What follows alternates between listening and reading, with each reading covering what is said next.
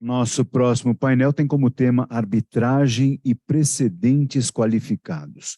Convidamos para mediar este painel Gustavo Daher Montes, pós-doutor em Direito pela UERJ, doutor em Direito pela PUC de São Paulo, mestre em Direito e Estado pela UNB, professor do doutorado e mestrado do IDP. Convidamos como palestrante Márcio Belloc, doutor em Processo Civil pela USP, mestre na mesma área pela PUC São Paulo, especialista em Direito Societário pela FGV São Paulo e UCL College of London, advogado, professor e árbitro. Passamos então a coordenação dos trabalhos ao mediador Gustavo Daher Montes.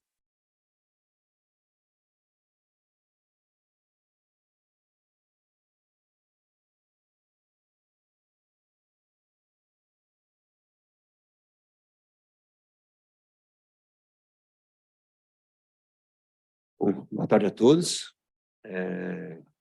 Eu agradeço o convite, parabenizo aqui a organização do evento, nas pessoas da doutora Rita Nolasco, minha amiga, minha colega, adjunta da Escola Superior da Advocacia Geral da União, doutora Lilian Bertolani, da Câmara de Conciliação, Mediação e Arbitragem da Fiesp, e a equipe do NEA também, Núcleo Especializado em Arbitragem, da Advocacia Geral da União, na pessoa da doutora Paula Bucci, também minha amiga, minha colega, e os demais integrantes do NEA aqui presentes. Cumprimento também os demais presentes, ministra Ellen Grace, meu colega aqui, o doutor Márcio Belloc. Eu vou passar a palavra ao doutor Márcio, ao final faço algum comentário, eventualmente alguma pergunta. Então, doutor Márcio Belloc, a palavra é sua. Muito obrigado, Gustavo. Boa noite a todos. Agradeço a Rita Nolasco pelo convite, gentil convite que me fez para palestrar nesse evento. Obrigado, Gustavo, pelas palavras. Cumprimento a todos na pessoa da ministra Ellen Grace. Prometo, doutor Osmar, meu colega, meu amigo, que vou ser rápido, porque eu sei que já estamos no final do dia, acabamos nos adiantando demais, mas esse tema realmente é um tema que me traz, que me é muito querido, porque pensei muito sobre esse assunto e sempre que eu falo, de alguma forma, acaba criando uma certa palpitação para determinados profissionais da área específica da arbitragem. Porque quando eu falo sobre esse tema, precedentes qualificados, precedentes vinculantes e arbitragem, num painel em que nós mesclamos processo civil e arbitragem, é um pouco mais fácil ser assimilado, ou pelo menos ser assimilada a posição que eu particularmente adoto. Então, para começar a falar efetivamente do meu tema, nós vamos trabalhar, eu vou trabalhar com primeiramente com duas premissas para chegar a uma conclusão, como se fosse aqui realmente um silogismo. Então, primeiro, sobre que precedentes eu quero falar? Eu quero falar sobre aqueles precedentes que, efetivamente, o Código de Processo Civil de 2015, a meu ver, trouxe de uma forma qualificada e que vincula o juiz togado. Isso é algo que sobre o que ainda se discute muito. Então, professor Nelson Neri, quantas vezes já ouvi o professor Nelson Neri ainda bater nessa tecla da inconstitucionalidade do precedente vinculante, mesmo no âmbito de aplicação do Poder Judiciário? Então, ainda há uma discussão a respeito desse tema, porém, a meu ver, o Código de Processo Civil foi muito feliz em trazer essa figura, porque, na verdade, o que o Código de Processo Civil fez com a figura do precedente de qualificação forte é consolidar aquele caminho que vinha sendo desenvolvido com todas as alterações que nós tivemos no Código de Processo Civil de 73, a começar com o agravo do artigo 557, aquela formação que começou a se ter no sentido de as autoridades terem de efetivamente respeitar uma decisão do judiciário. Então, o precedente qualificado, sobre o qual eu falo aqui, e que as cortes superiores assim têm chamado esse tipo de precedentes, são aqueles precedentes que, a meu ver, estão no artigo 988, quando o artigo 988 fala de recurso especial repetitivo, de recurso extraordinário repetitivo, de recurso extraordinário mesmo individual, em virtude da repercussão geral, e que o artigo 988 assim trata esse recurso, o IRDR, o incidente de resolução de demandas repetitivas, o IAC, o incidente de assunção de competência, e, quem sabe, em breve, a depender da forma como vai ser regulamentada a figura do recurso especial com a aplicação da arguição de relevância em virtude da emenda constitucional de 125 de 2022, também o recurso especial individual. E por que eu trato as decisões proferidas no âmbito desses recursos como precedentes qualificados? Porque o artigo 988 prevê que, a partir do momento em que não haja um respeito às decisões proferidas nesses recursos, a parte interessada ou a parte prejudicada poderá manejar a ação de reclamação. Então, esses são, a meu ver, os precedentes qualificados. Na verdade, a meu ver, essa questão de inconstitucionalidade de precedente qualificado, ela cai por terra quando o que nós temos, na verdade, no precedente qualificado é a possibilidade do quê? Daquilo que mais se espera de um ordenamento jurídico, que é a segurança jurídica.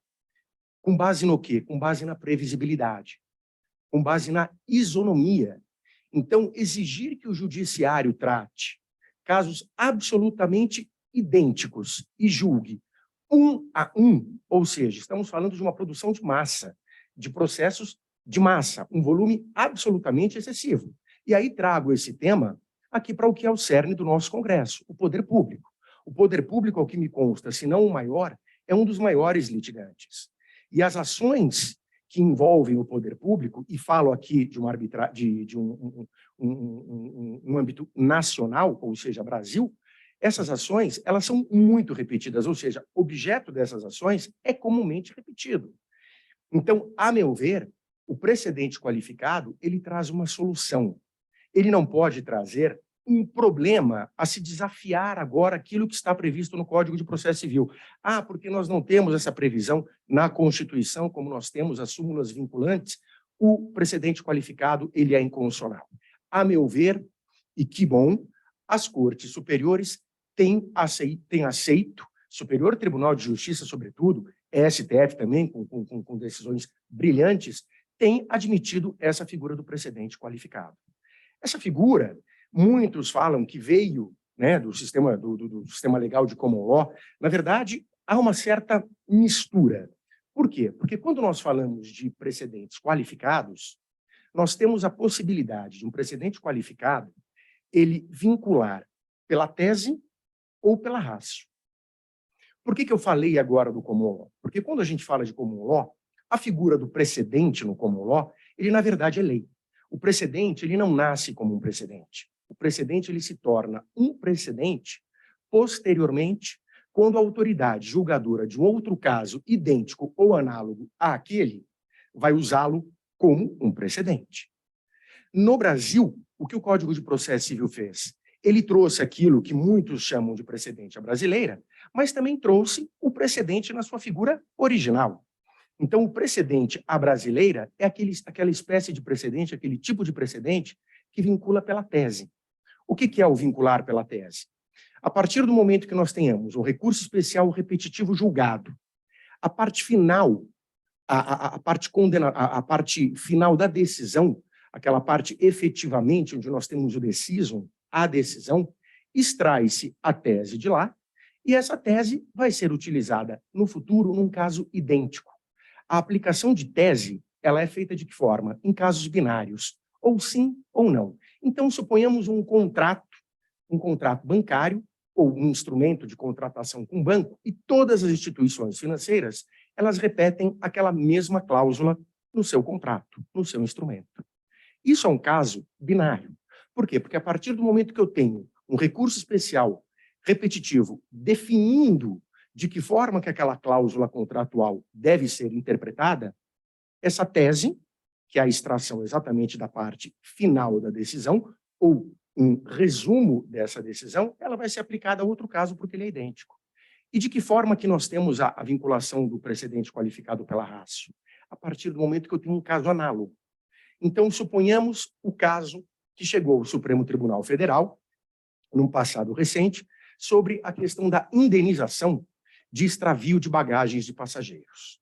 A discussão era, são aplicáveis os tratados internacionais como Varsóvia, Montreal, ou o Código de Defesa do Consumidor para dar base à fixação da indenização. O Supremo Tribunal Federal entendeu que a base deveriam ser os tratados internacionais.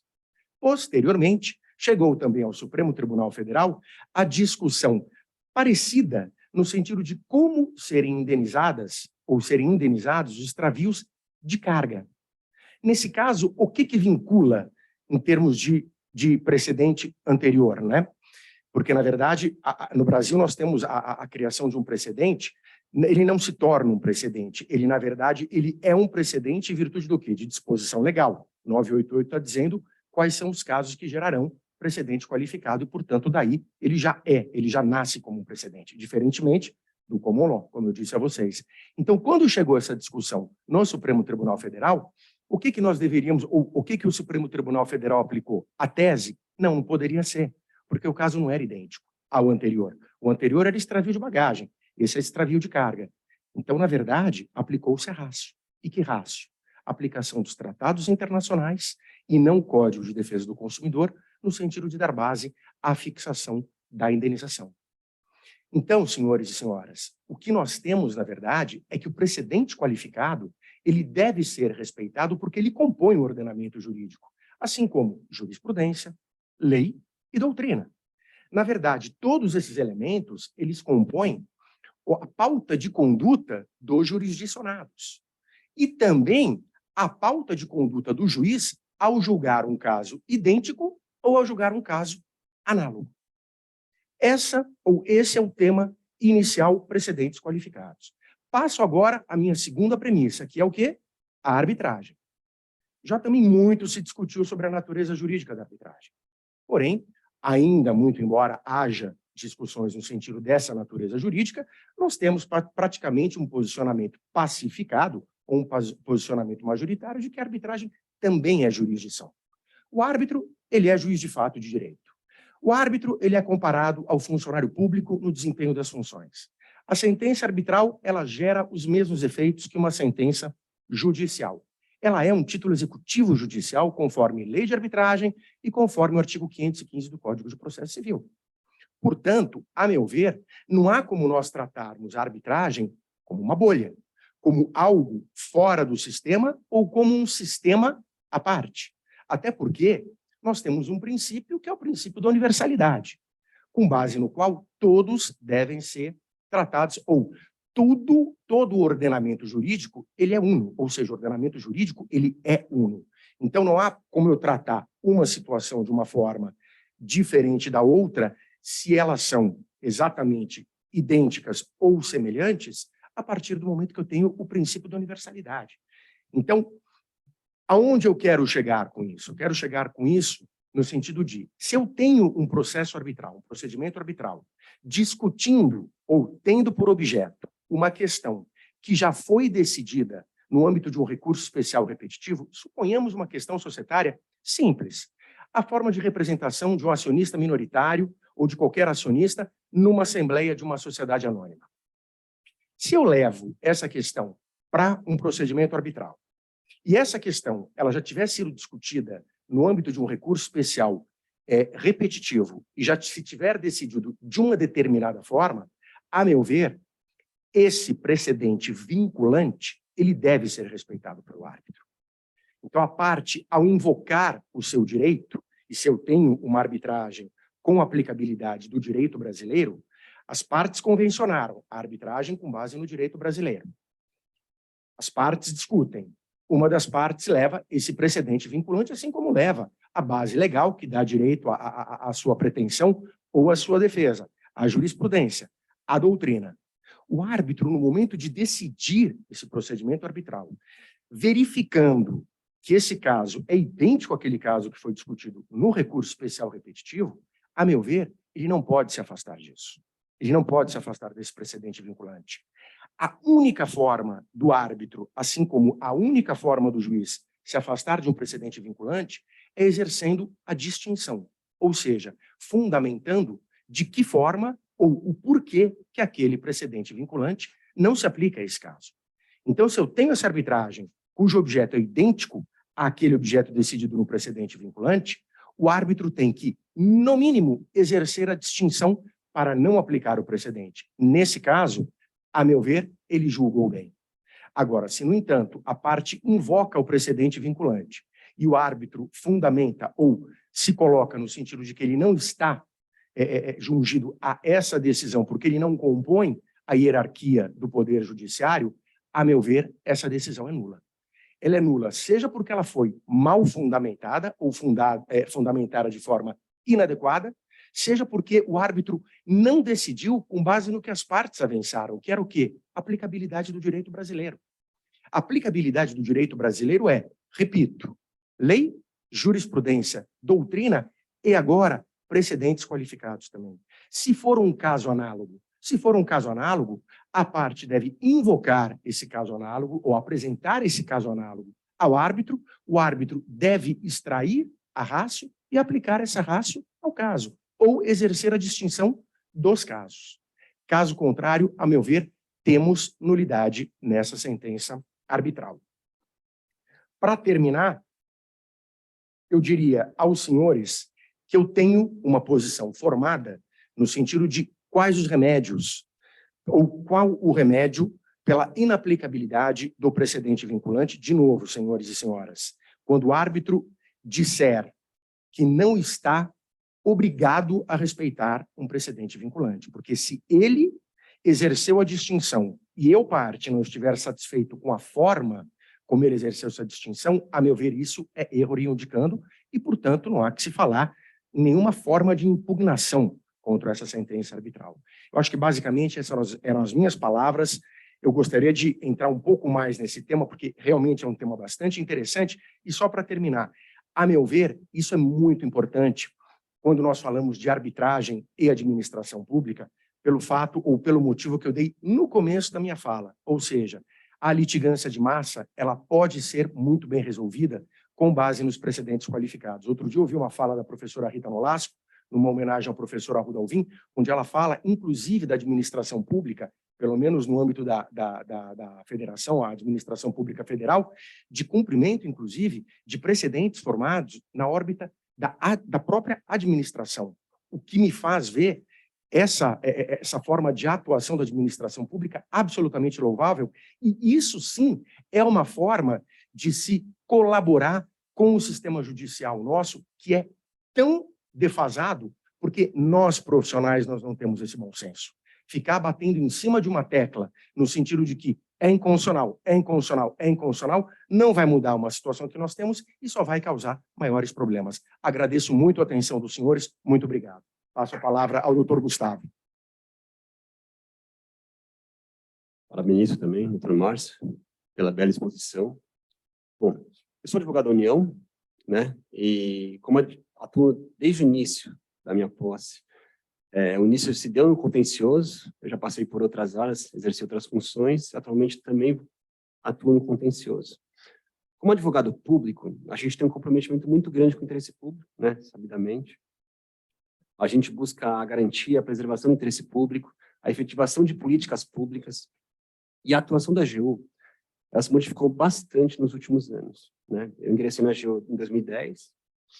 Eu lembro que havia uma preocupação muito grande na interposição de recursos, em perda de prazos processuais. A gente tinha uma quantidade muito grande de processos. A preocupação realmente era em interpor recurso, em recorrer até as últimas instâncias, Superior Tribunal de Justiça, Supremo Tribunal Federal. Provavelmente a ministra Ellen Grace recebeu alguns recursos, talvez assinados por mim, inclusive. Mas a AGU evoluiu muito, tá, nesses últimos anos. Meu testemunho aqui, né, como advogado do contencioso, a gente tem diversas súmulas internas da Advocacia Geral da União. Então, assim, semanalmente ou mensalmente tem novas súmulas que são editadas, temos notas internas, pareceres referenciais. A gente tem uma preocupação muito grande com a redução da litigiosidade, tá? Isso daí é um mote nosso dentro da nossa instituição. Isso tudo para dispensar a prática de atos processuais. O objetivo, então, é o reconhecimento jurídico do pedido. Então, assim, não raras vezes, a gente, no prazo da contestação, a gente reconhece juridicamente o pedido formulado pela parte autora. A gente entende que ele tem direito, sim, não interpõe nem sequer interpõe em contestação, não vamos questionar absolutamente nada, ou no estágio mais avançado, a gente deixa de interpor outros recursos, apelação, recurso especial, enfim, o extraordinário. Paralelamente a isso, né, existem os precedentes qualificados, que foram muito bem, acho que aqui colocados pelo Dr. Márcio, né? Esses precedentes qualificados, eles vêm a se somar com essas notas nossas normas internas, para que facilite a dispensa de atos processuais pela AGU, tá? Sabidamente, o poder público é um dos maiores litigantes, né, do poder judiciário, então por isso a nossa preocupação. Existem exceções, evidentemente, o Dr. Márcio também já colocou aqui, então, assim, overruling ou distinguish, então, uma distinção, nesse caso específico, não se aplica a tal precedente, ou aquela súmula, ou aquele precedente está superado, então são hipóteses que, mesmo existindo algum precedente, a gente pode eventualmente recorrer ou interpor contestação, né? Mas as preocupações muito grandes nossas, da AGU hoje em dia, acho que, em primeiro lugar, o reconhecimento do direito do cidadão, porque isso nada mais é do que a efetivação da justiça, que a gente persegue, está muito ligado ao interesse público. A gente pretende também reduzir perdas financeiras, né? Então, assim, custas processuais, pagar menos custas, menos juros, menos correção monetária, menos honorários advocatícios, e lembrando também que o custo de tramitação de um processo judicial é muito grande, muito elevado, custa caro para o poder público. Então, esses processos antigos, de 20, 30, 40, 50 anos atrás, a gente procura resolver. Inclusive, recentemente, no início do ano, a AGU assinou um acordo com o município de São Paulo, a respeito de um litígio da década de 50, envolvendo o aeroporto Campo de Marte. Então, assim, e além dessa redução de litigiosidade também, a gente tem um incentivo cada vez maior, por meio de normas internas também, para resolver conflitos por meio de conciliação, mediação e arbitragem. Tá? E aí, fazendo o link com o objeto da palestra, com a exposição do Dr. Márcio, também não me parece justo que, existindo duas causas análogas, né, uma sendo julgada pelo Poder Judiciário e a outra pelo Tribunal Arbitral, o Poder Judiciário ele aplique um precedente qualificado e julgue de uma forma, e o Tribunal Arbitral entenda que não está vinculado àquele precedente e acabe julgando de uma outra maneira, né? Evidente, sem que seja feito o distinguish ou, enfim, o overruling. Isso, na minha opinião, violaria segurança jurídica e a isonomia também, né? Porque as partes foram tratadas de maneira desigual sem que haja um descrime para que isso ocorresse. E, além disso, poderia, inclusive, numa hipótese extrema, mas uma parte sabidamente conhece já a existência de um precedente, ela quer fugir da análise do judiciário e tenta levar a outra para discutir a questão, enfim, resolver por meio da arbitragem, buscando afastar aquele precedente, né? Então, é uma hipótese extrema, mas é uma possibilidade que pode acontecer. Dentro dessa linha, Dr. Márcio, o meu questionamento é o seguinte: caso o tribunal arbitral desrespeite o precedente qualificado, quais medidas podem ser adotadas pelo poder público ou pelo particular para que o precedente seja observado, né?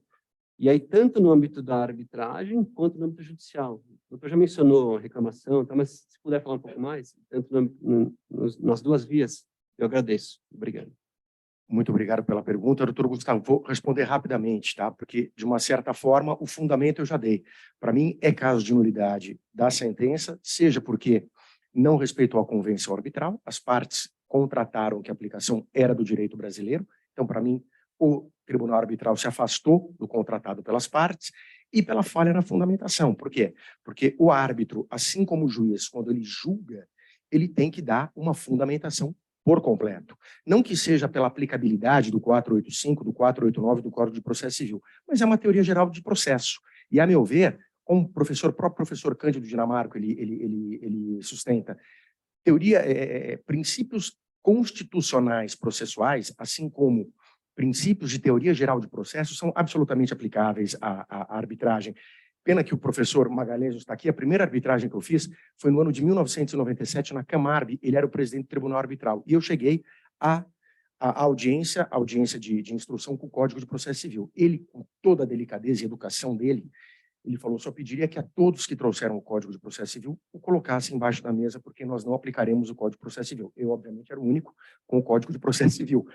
coloquei abaixo e aprendi daí para frente que nunca mais me pautaria pelo código, exceto se no termo de arbitragem, se no compromisso arbitral ou na convenção arbitral como um todo, houvesse essa previsão de aplicabilidade do Código de Processo Civil. Então, a meu ver, há a possibilidade do manejo da ação anulatória. E eu costumo falar, e isso causa realmente um problema seríssimo, principalmente quando o painel é especificamente de arbitragem, a meu ver, é possível também o manejo da reclamação, em virtude do descumprimento por parte do tribunal arbitral de um precedente qualificado, assim como nós temos o 988. Por quê? Porque nós temos a aplicabilidade do princípio da unicidade, ou seja, o direito é uno independentemente de onde que nós discutimos. O doutor Gustavo falou, eu não posso ter uma loteria, essa é a palavra minha, eu não posso ter uma loteria, aquilo que se discute na arbitragem vai ser decidido de uma forma e aquilo que é decidido no judiciário e já foi pacificado, uniformizado no judiciário, é de forma diametralmente oposta. Então, a meu ver, comportaria ação anulatória, comporta ação anulatória e comportaria também, isso a meu ver, a reclamação. Há pessoas que sustentam que, sim, o precedente qualificado ele é vinculante aos árbitros, porém não gera nenhum tipo de sanção no caso do seu não acolhimento, da sua não utilização.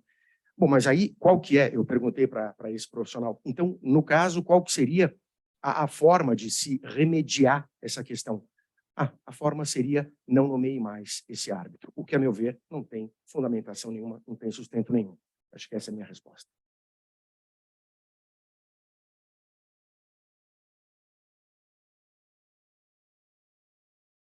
Eu agradeço, doutor Márcio, estou satisfeito pela brilhante exposição, agradeço também pela resposta à pergunta. Estamos à disposição, Rita.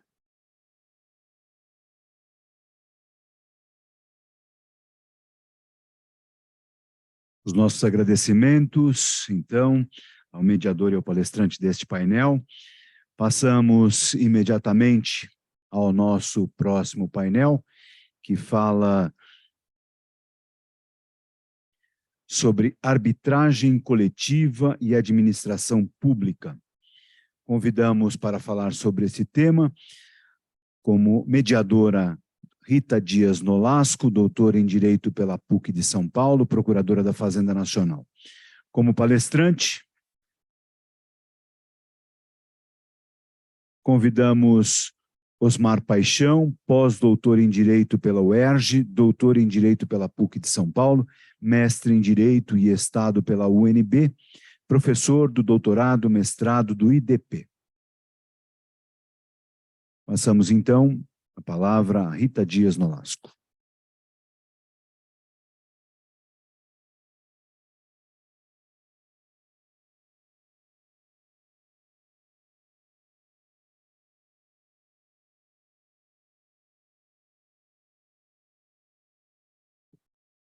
Esse tema da arbitragem coletiva, acho que é um tema muito atual, muito relevante.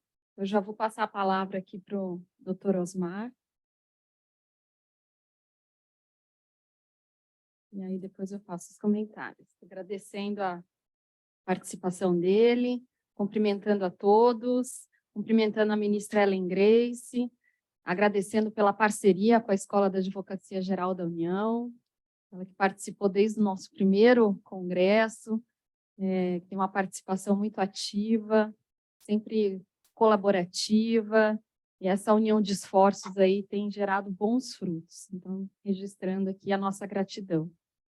Passo a palavra para o doutor Osmar.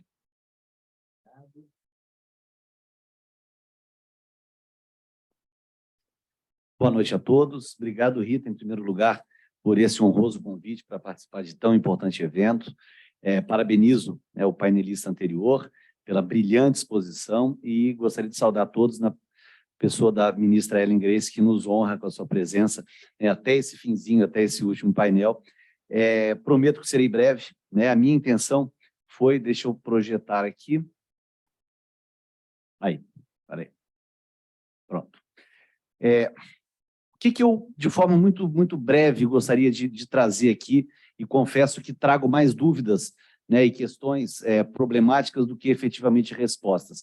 Eu vou trazer algumas premissas, né, dessa, enfim, tão em moda hoje a arbitragem coletiva, e a sua utilização pela administração para chegar ao que os tribunais, em especial o STJ, já definiu e o que falta ainda ser definido. Tá?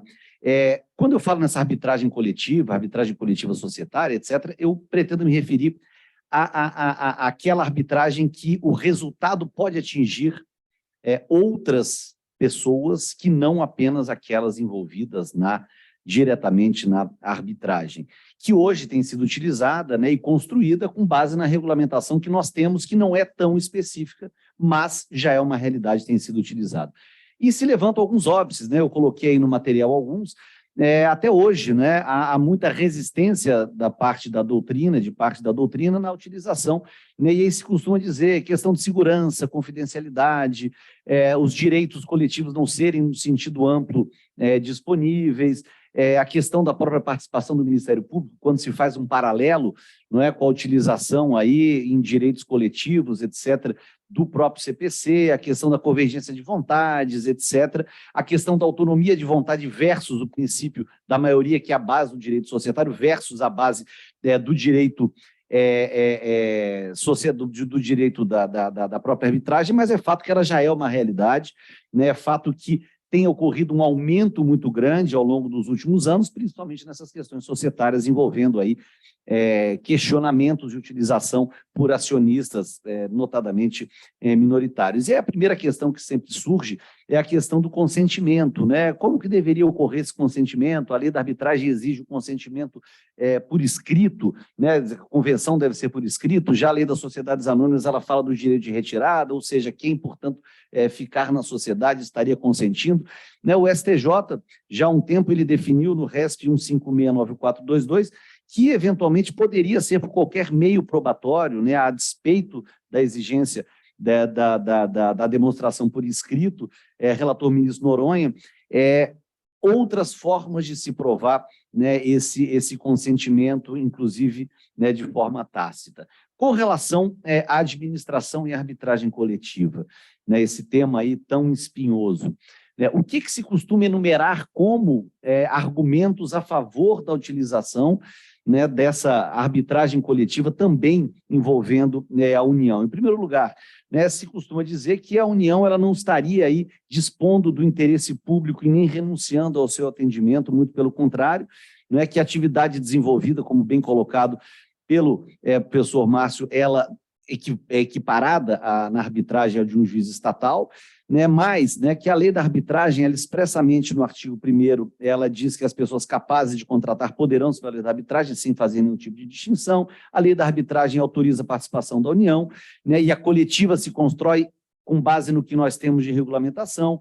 A própria lei das sociedades anônimas, que autoriza a inclusão dessas cláusulas compromissórias, né, estatutárias, que podem vincular também a administração, o fato de a administração ali, enquanto eventualmente acionista, com base na lei das SA, se equiparar aí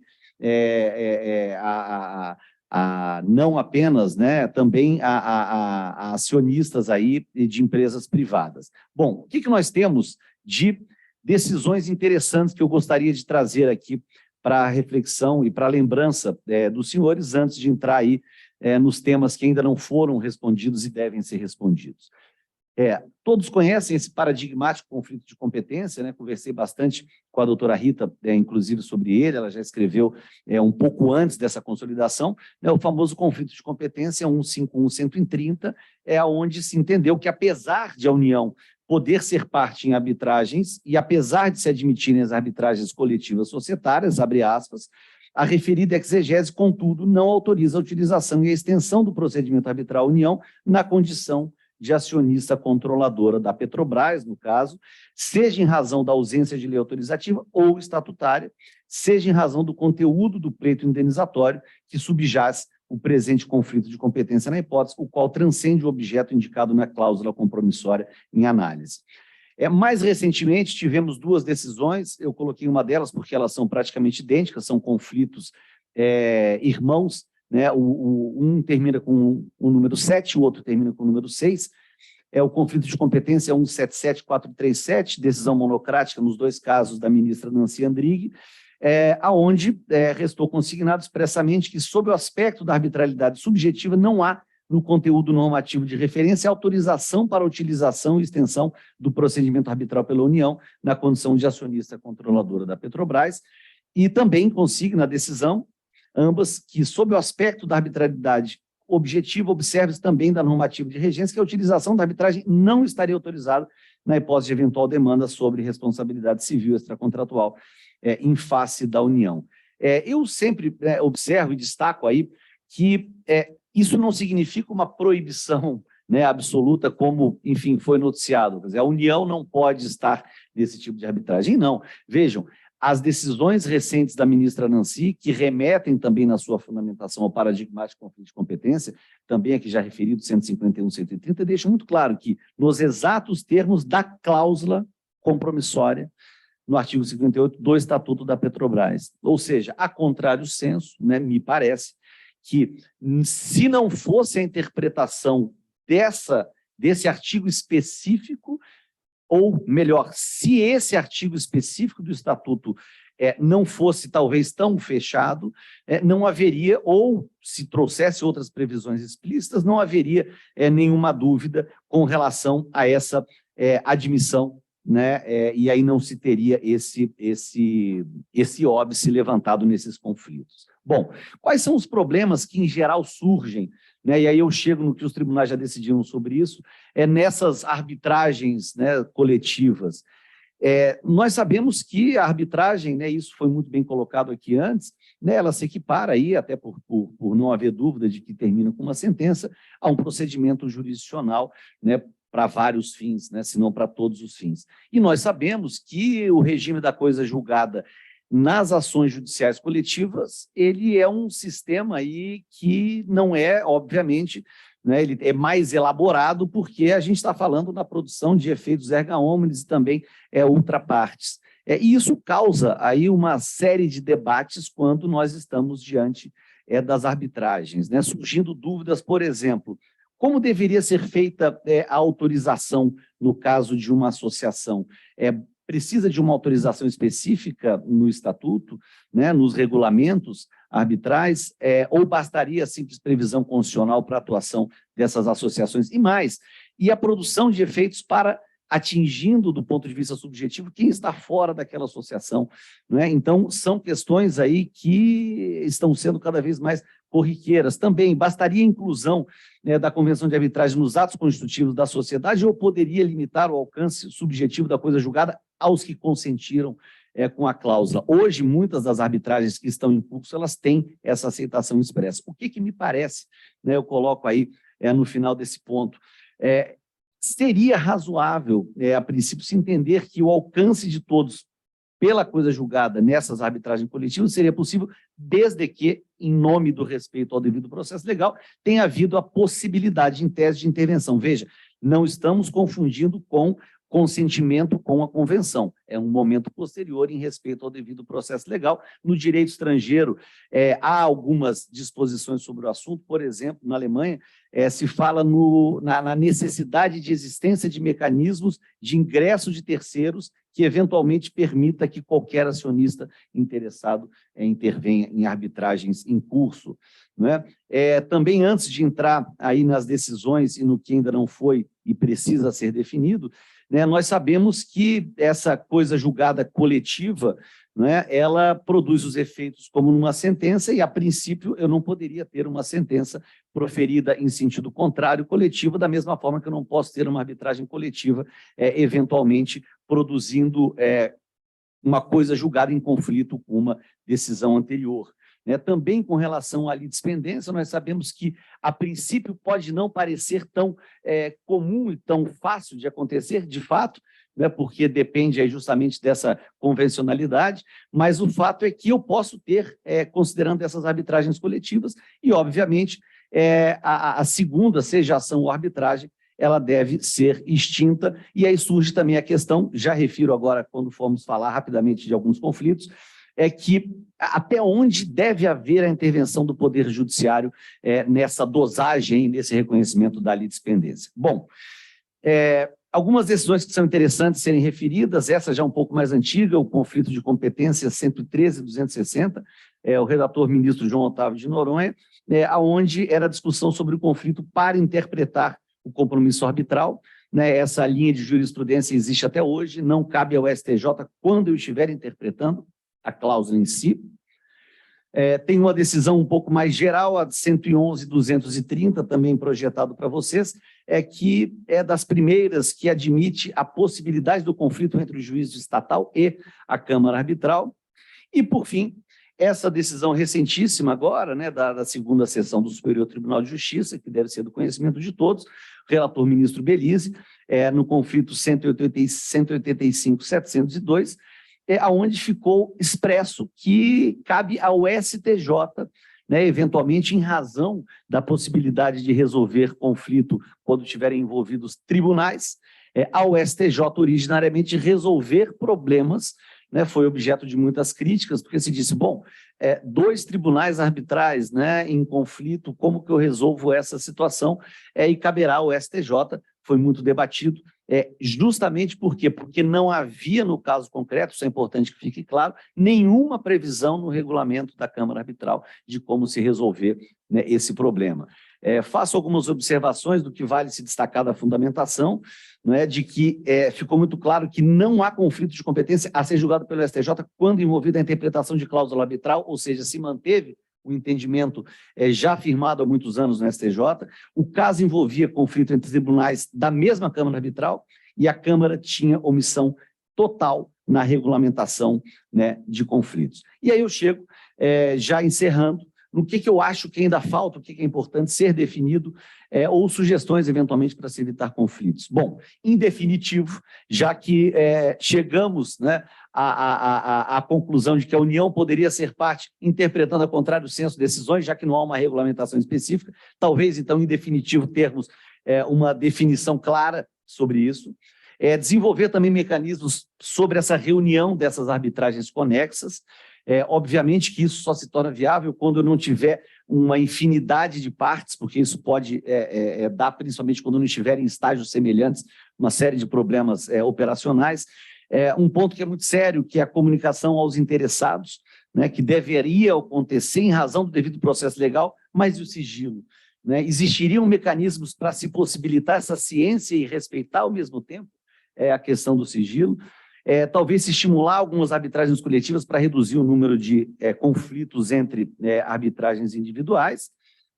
E, por fim, né, seria possível impor a uma das partes o julgamento por um tribunal arbitral sem que seja conferida a oportunidade de participar da escolha de seus integrantes? É uma outra questão que também tem que ser resolvida. E outra que eu acho de extrema relevância, que o STJ já tangenciou, que é se importa para a definição de competência se eu estou diante de hipótese de legitimidade ordinária ou de extraordinária, né? Por exemplo, se eu tenho uma associação agindo como representante e, de outro lado, eu tenho outra arbitragem, por exemplo, acionistas substituindo a companhia, não é? Eu devo levar isso em consideração, não há uma definição sobre isso na hora de definir efetivamente qual seria a competência. Então, com essas brevíssimas considerações, Rita, mais uma vez eu agradeço, né, e concluo dizendo que eu acho que é importante que se enfrentem essas questões, que se tomem essas definições, seja do ponto de vista legislativo ou do ponto de vista jurisprudencial, interpretando o que já temos de legislação, ao invés de, muitas vezes, simplesmente se dizer, não pode a União, porque há um paradigma sobre o assunto, sendo que o próprio paradigma traz aí algumas limitações. Então, com essas rápidas considerações, espero que dentro do tempo, agradeço mais uma vez esse carinho e devolvo a palavra. Rita, obrigado.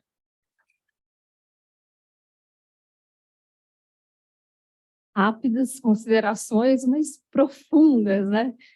Amplas, assim, como o Osmar, excelente advogado e excelente professor, muito didático, colocou toda a temática, colocou todas as discussões na mesa, uma palestra, aquela palestra perfeita, rápida, breve, com todas as informações necessárias. Né? O Osmar comentou,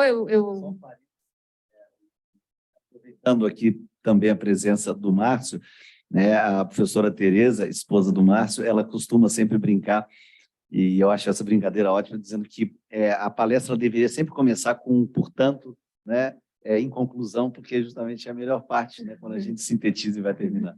Os dois foram perfeitos na pontualidade, no poder de síntese, e destacar os principais pontos, né? Eu escrevi um brevíssimo artigo sobre a consensualidade na arbitragem, o princípio da competência, em coautoria com a doutora Ana Luísa Neri. Inclusive, eu convidei para ser debatedora aqui, mas ela não pôde participar. Ela que escreve muito sobre arbitragem coletiva, né? Defende muito. E ela até trouxe aqui um trechinho do livro dela, né? Que ela fala que a arbitragem tradicional apresenta vantagens, como menor tempo de conclusão da demanda, especialização dos árbitros responsáveis pelo trato da matéria, mas ela vê na arbitragem coletiva benefícios ainda mais amplos, como fomentar as chances de resolver muitos processos individuais, ou muitas arbitragens individuais, por meio de apenas um.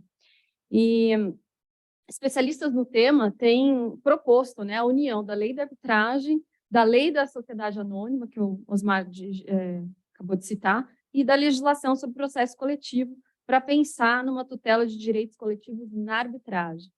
E isso vai demandar muito estudo, né, por causa das implicações que acaba trazendo. As arbitragens coletivas têm se tornado meios preferenciais para solucionar disputas de companhias de capital aberto, né, são de conhecimento público. O Osmar citou aqui, não chegou a citar nomes, mas citou 3 casos aqui. O da Petrobras, né, que para ressarcimento dos prejuízos dos sócios minoritários, né, que se sentiram prejudicados pelo problema lá da Lava Jato, que foi um caso importante para a União, porque, como consequência do impacto negativo, né, dessas investigações, eles entraram com o procedimento arbitral contra a Petrobras e contra a União. E a defesa da União foi justamente no sentido da impossibilidade de impor a participação no procedimento arbitral, que é o que a gente falou, da autonomia da vontade, que é o princípio básico do procedimento arbitral. As partes têm que estar de acordo em que o litígio seja resolvido por meio da arbitragem.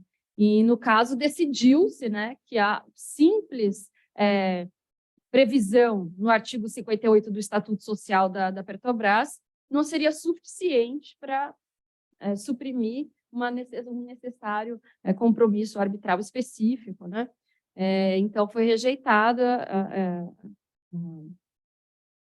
a inclusão da União e determinou-se o prosseguimento do processo arbitral só perante a Petrobras. Então, esse óbice, né, para a participação da União em arbitragens coletivas é algo que a gente tem que realmente discutir, até para não impor, o procedimento arbitral nunca pode ser imposto como uma obrigação, né, Osmar? Esse procedimento também de arbitragem instaurado pelo grupo de acionistas minoritários da JBS contra os controladores da empresa, que foi outro acórdão citado pelo Osmar, né, do ministro Belize, ele, além de ter decidido a questão do conflito de competência entre câmaras arbitrais, com base no 105 lá da Constituição Federal, ainda tem a outra questão que o Osmar também comentou, de quem teria legitimidade para a propor ação, né? Então, teve primeiro 2 procedimentos em que eles entraram sócios minoritários, né? Depois um procedimento que entrou associação contra os sócios controladores e por fim, né, entendeu-se que a proposta teria que ser diretamente realizada pela companhia lesada, que ela é a titular do direito.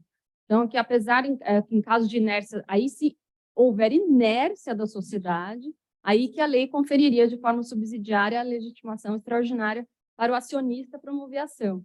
Então,